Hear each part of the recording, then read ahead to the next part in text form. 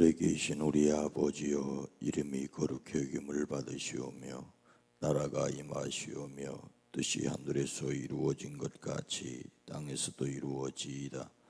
오늘 우리에게 일용할 양식을 주시옵고 우리가 우리에게 죄진 자를 사해 준 것 같이 우리 죄를 사하여 주시옵고 우리를 시험에 들게 하지 마시옵고 다만 악에서 구하옵소서. 나라와 권세와 영광이 아버지께 영원히 있사옵나이다. 아멘. 이 시간도 찬양과 영광과 존귀를 받으시기에 합당하신 하나님께 찬송과 영광과 감사를 드립니다. 이 시간을 받아주시옵소서. 어느 때 어느 형편에 있어도 그곳에 함께 계신 하나님을 믿습니다. 우리에게 그리스도 예수로 말미암아 구원의 은혜를 허락하셨사오니 때를 따라도 없는 은혜를 허락하사 세상 속에서 날마다 일마다 승리하게 허락하여 주시옵소서. 이 시간 마음을 모두 주님 앞에 드립니다. 우리의 생각이 더욱 주님께로 향하기를 원합니다. 우리의 지혜와 우리의 무의식까지 친히 주장하여 주시옵소서. 1000번제를 드립니다. 오랜 기도 위에 주여 친히 응답하여 주시옵소서. 감사의 예물을 드립니다. 이 감사의 예물에 포함되어 있는 기도도 들으시고 친히 응답하시되 건강을 더하여 주시옵소서. 범사의 주의 손으로 복을 더하시옵소서. 예수 그리스도의 이름으로 간절히 축복하여 기도드리옵나이다. 아멘.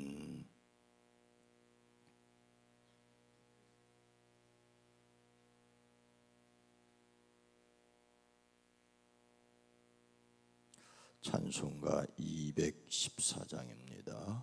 나 주의 도움 받고자. 찬송가 214장입니다.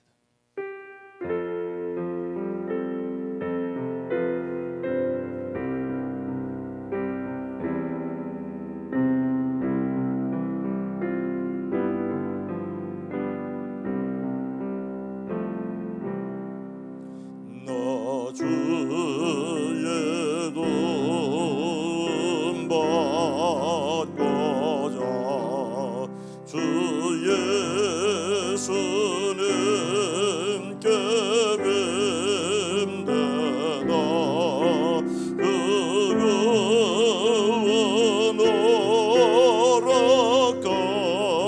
허락하셔서 날 받아주소서.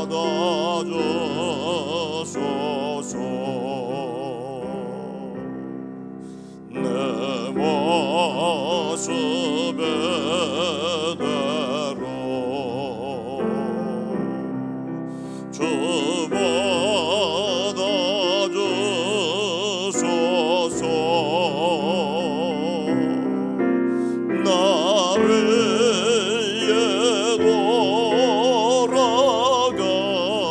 돌아가신 주 날 받아주소서.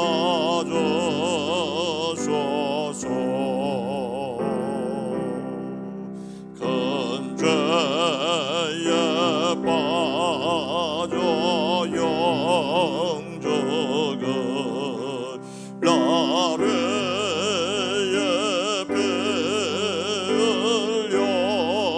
모습의 대로 주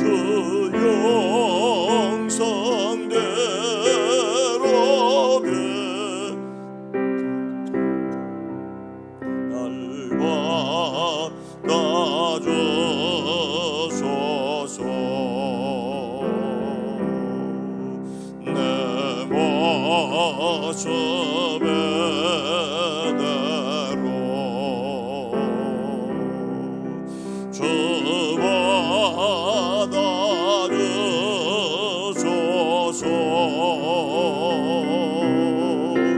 나를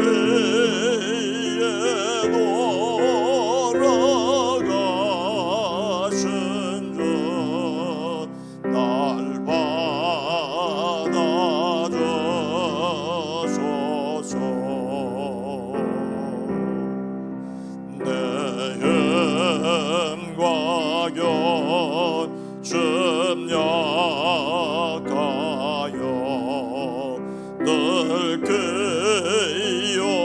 깨어지게 세우네 주의 이름으로 구원해 날 받아주소서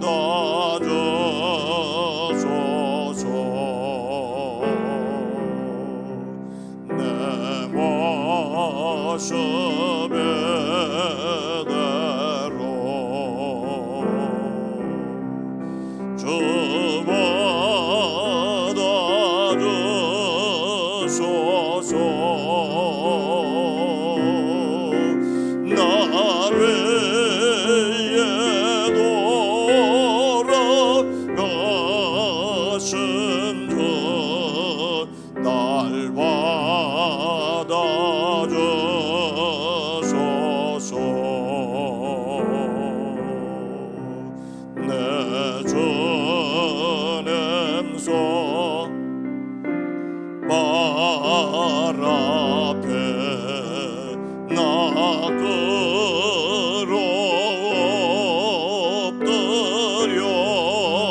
엎드렸으니 그 크신 역사에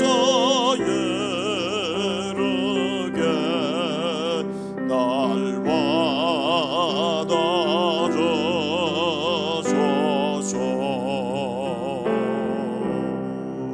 내 모습의 대로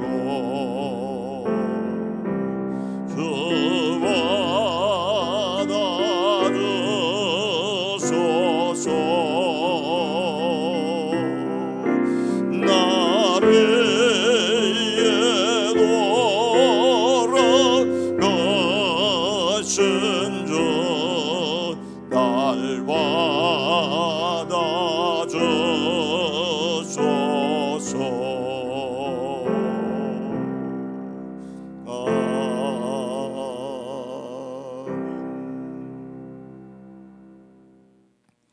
누가복음 12장 13절로 15절 말씀입니다.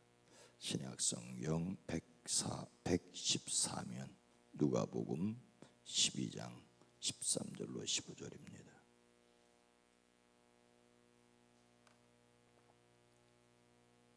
누가복음 12장 13절로 15절을 함께 읽습니다.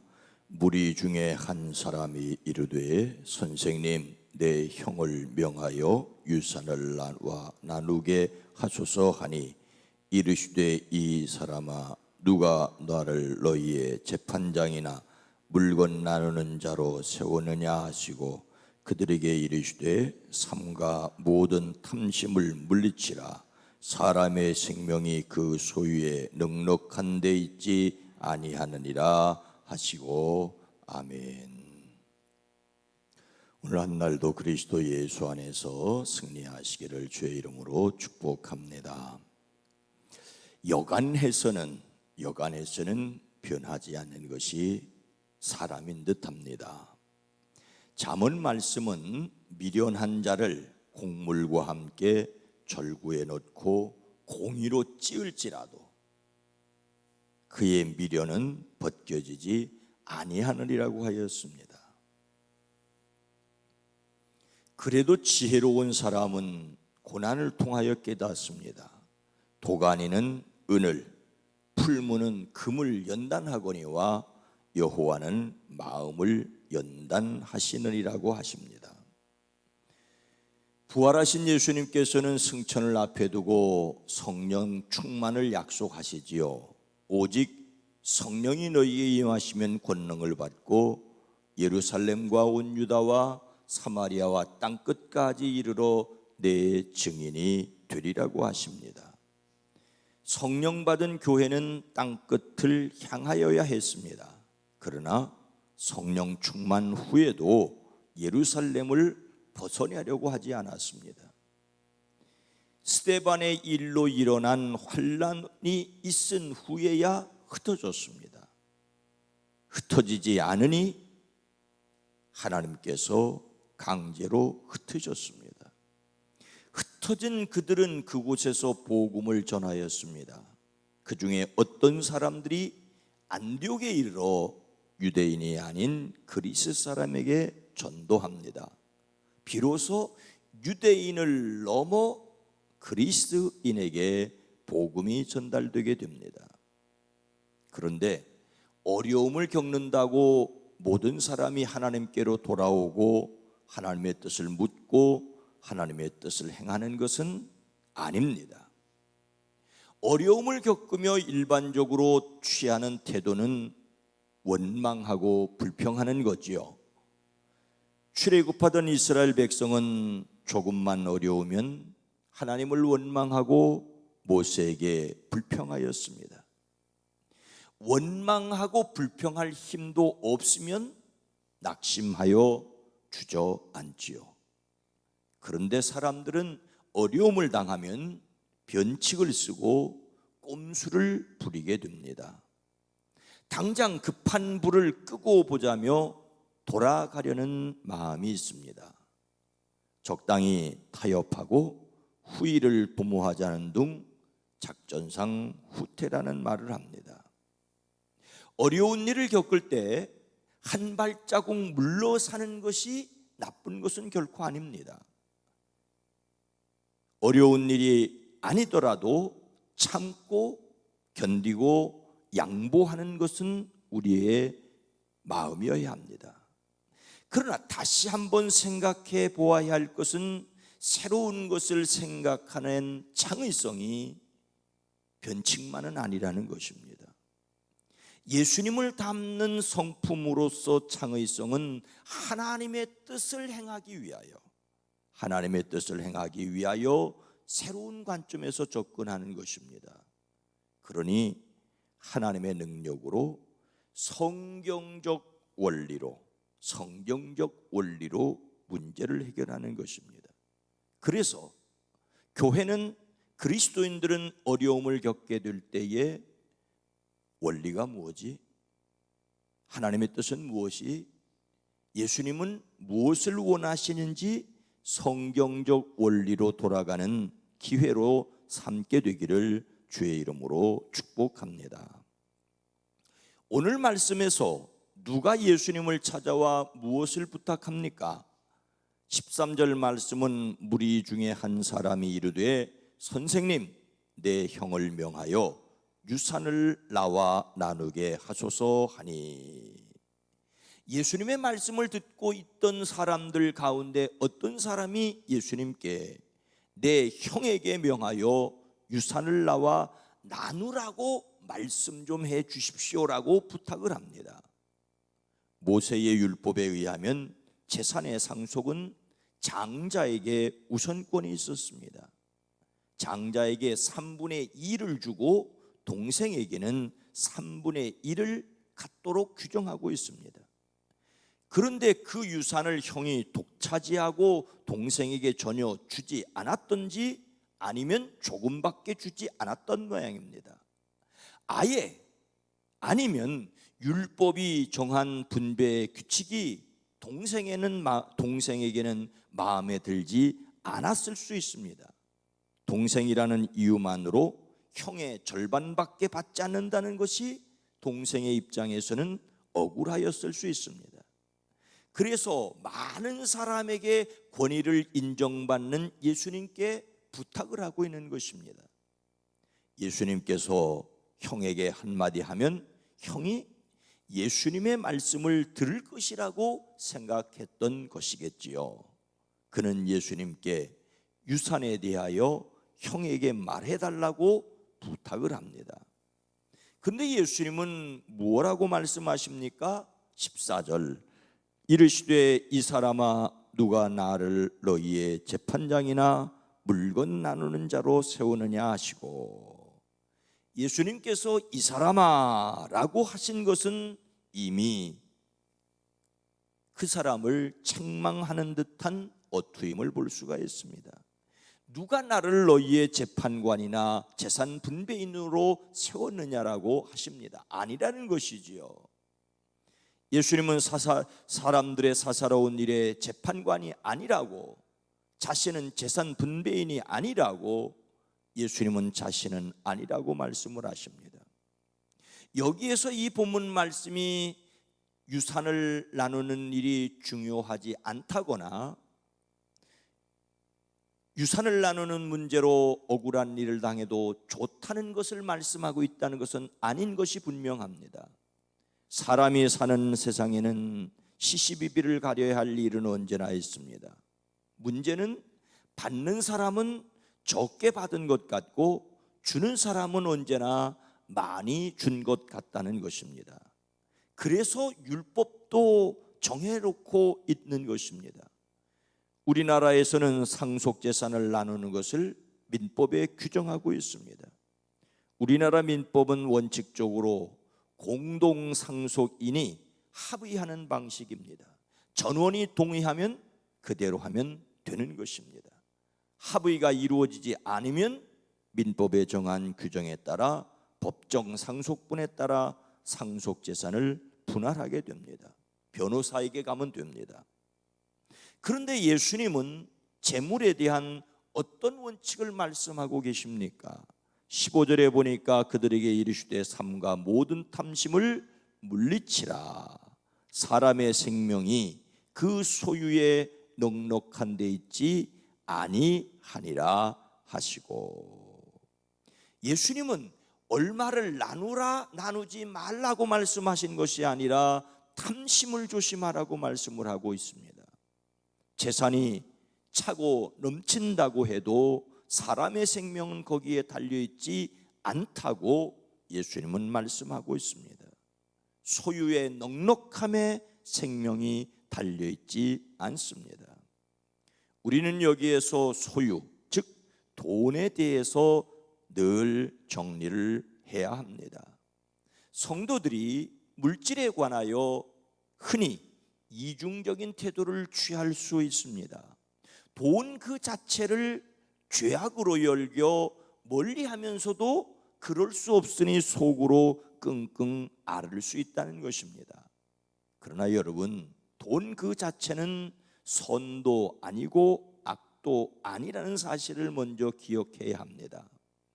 하나님은 처음 사람들에게 복을 주시며 그들에게 생육하고 번성하라고 하시지 않았습니까?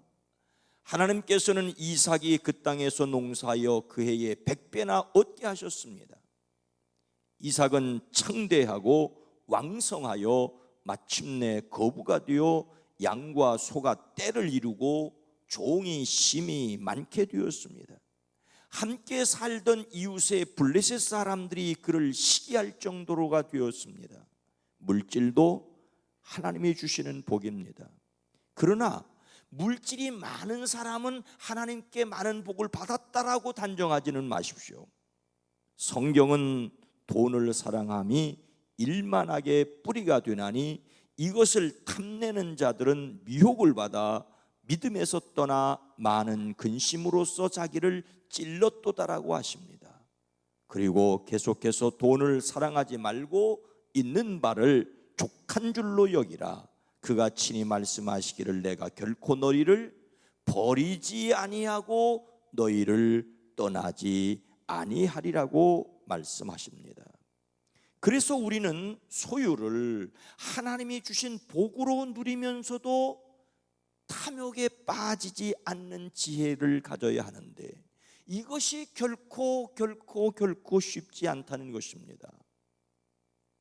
하나를 가지면 둘을 가지고 싶고 둘을 가지면 열을 가지고 싶은 것이 사람의 마음입니다. 예수님께서는 한 가지 비유를 말씀하십니다. 어떤 부자가 땅에서 많은 소출을 거두었다. 그래서 그는 속으로 내 소출을 쌓아둘 곳이 없으니 어떻게 할까 하고 궁리하였다. 그는 혼자 말하였다. 이렇게 해야겠다. 내 곳간을 헐고서 더 크게 짓고 내 곡식과 물건들을 다 거기에다 쌓아두겠다. 그리고 내 영혼에게 말하겠다. 영혼아, 여러 해 동안 쓸 많은 물건을 쌓아두었으니 너는 마음 놓고 먹고 마시고 즐겨라. 그러나 하나님께서 말씀하셨다. 어리석은 사람아, 오늘 밤에 내 영혼을 내게서 도로 찾을 것이다. 그러면 내가 장만한 것들이 누구의 것이 되겠느냐고. 예수님은 이 비유를 말씀하시고 나서 결론적으로 이렇게 말씀하십니다. 자기를 위하여 재물을 쌓아두고 하나님께 대하여 부요하지 못한 자가 이와 같으니라. 예수님께서는 자기를 위하여 재물을 쌓아두고서도 하나님께 대하여는 부요하지 못한 사람은 이와 같이 어리석은 사람이라고 말씀하십니다. 예수님께서 물리치라고 말씀하신 탐욕은 자기를 위하여 재물을 쌓아두는 것이고, 하나님께 대하여 부요한 자는 하나님을 위하여 재물을 사용하는 것입니다. 예수님께서는 하나님을 위하여 재물을 사용해야 할 것을 말씀하십니다. 지난 주일 어린이 설교 영상을 보고 난 뒤에 부자는 인색하고 가난한 사람은 너그럽다는 식의 이분법이 되지 않도록 주의하라고 담당자들에게 제가 이야기를 했습니다. 사회 구조적으로 부자가 되려면 다른 사람을 억울하게 하는 경우들이 많은 것이 현실입니다. 그러나 가난하다는 것만으로 의롭다고 할 수는 없습니다. 결국 인간의 문제입니다. 문제는 우리의 마음이 자신을 향하고 있느냐, 하나님을 향하고 있느냐라고 하는데, 인간은 본성적으로 타락한 인간은 하나님이 아니라 자기 자신을 향하게 된다는 것입니다. 겉으로는 하나님을 위해서라며 자신의 욕심을 위한 것일 수 있다는데 우리는 늘 경각심을 가지고 있어야 합니다. 창의성에 대한 말씀을 나누며 원칙을 지켜야 한다는 주제를 생각하고 있습니다. 변칙을, 수단과 방법을 가리지 않는 것을 창의성이라고 하는 세상입니다. 헌데 예수님은 하나님께로 향해야 할 것을 말씀을 하고 있습니다. 여러분, 돈을 두고 이 세상이 자본주의와 사회주의로 갈라져서 싸우고 있고, 소유를 어떻게 사용하느냐를 두고 사람들의 마음이 엄청난 충돌을 일으키고 있는데, 한마디로 말하기는 곤란할 것입니다. 하지만 돈을 사랑하지 않으면서 돈을 잘 활용하기 위해서 우리에게 더욱 지혜가 필요하고 기도가 필요하다는 것을 더더욱 우리는 기억을 해야 합니다.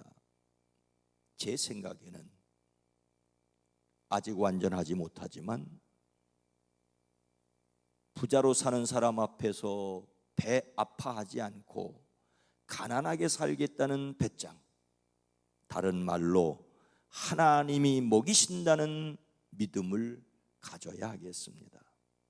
우리가 잘 아는 대로 알렉산더 대왕이 인도를 정복하는 길에 철학자 디오게네스를 찾아갔다고 하지 않습니까? 때는 한겨울 아침나절 바람이 찼습니다. 디오게네스는 강둑모래 위에 비스듬히 누워서 일광욕을 즐기고 있었습니다. 그에게 세속적인 것과는 전혀 다른 어떤 아름다움이 발산되고 있었습니다. 알렉산더는 경외스러운 말투로 그를 선생이라고 불렀습니다. 선생, 난 당신한테 단번에 감동했어. 내가 당신을 위해 뭔가 해드리고 싶은데 뭘 해드리면 좋겠어? 디오게네스가 말합니다. 조금만 옆으로 비켜서 주셨으면 좋겠습니다. 햇빛을 가리고 있고 계시니 단 그것뿐입니다. 모두가 디오게네스처럼 살 수는 없을 것입니다. 배고픈 소크라테스보다는 배부른 돼지로 살겠다는 세상입니다. 하지만 예수님을 믿는 사람들이라면 예수님의 말씀을 들어야 합니다. 삶과 모든 탐심을 물리치라. 이 탐심이라는 말에 대해서 깊이 생각을 합니다. 10억을 가진 사람이 더 가지려면 탐심일까? 100억을 가지려고 있는 사람이 더 가지려면 탐심일까? 국가에서는 몇억 이상이면 고급 주택, 몇억 이상이면 중과세라고 말할 수 있지만은 사람이 그럴까? 결코 탐심의 기준을 얼마라고, 몇 평이라고, 몇 억이라고 규정할 수는 없을 것입니다. 다만 한 가지, 우리의 생명이 그 소유에 넉넉한 데 있지 아니하다는 것은 원칙입니다. 그러니 우리는 이 말씀을 기억해야 합니다. 우리 자신이 아니라 하나님께로 향하여 나가는 사람들, 여기 교회가 있다는 것은 더 탐욕적이고 더 복받기 위해서 사람들의 탐욕을 부채질하기 위해 세워진 것이 아니라 하나님의 말씀을 듣고 하나님을 따라가는 사람들을 위해서 교회가 세워진 것이 아닐까요? 코로나19 상황을 지나면서 교회를 생각하고 다시 예수님의 말씀을 생각하는 저희들, 그래서 지혜롭고 그래서 용감한 사람들이 되기를 주님의 이름으로 축원합니다. 거룩하신 하나님, 자비로우신 주님, 오늘 이 새벽도 우리와 함께 하시고 우리의 삶 가운데 다른 사람과 나를 비교해 가슴 아파하고 속 쓰려 하지 않는 용기를 허락하여 주시옵소서. 주님께서 주신 것을 누리는 여유로움이 우리에게 믿음이 되어지게 하옵소서. 여기에 교회를 세우신 것은 우리로 하나님의 복을 누리되 그 복을 하나님을 위하여 사용하게 하시기 위해서이오니, 이 교회를 통하여서 하나님의 복을 받은 사람들이 세상을 복되게 하는 일들이 더욱 풍성하게 하옵소서. 오늘 하루 가정, 일터, 직장 생활에서 최선을 다하게 하시되 지혜를 더하여 주시옵소서.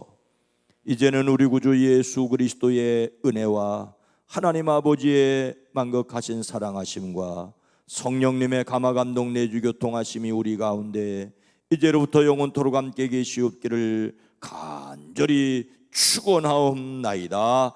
아멘. 주여 우리에게 지혜를 더하여 주시옵소서. 주여 우리에게 지혜를 더하여 주시옵소서. 기도합니다. 주여